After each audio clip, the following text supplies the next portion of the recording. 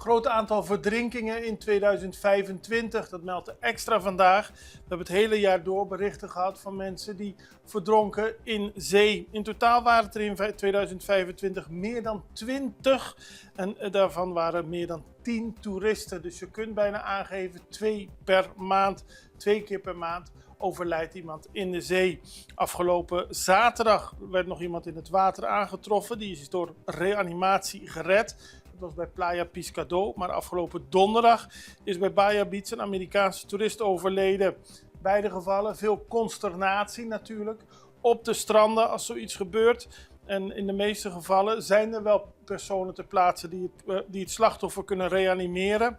Maar men schikt niet altijd over apparatuur om zuurstof toe te dienen aan het slachtoffer.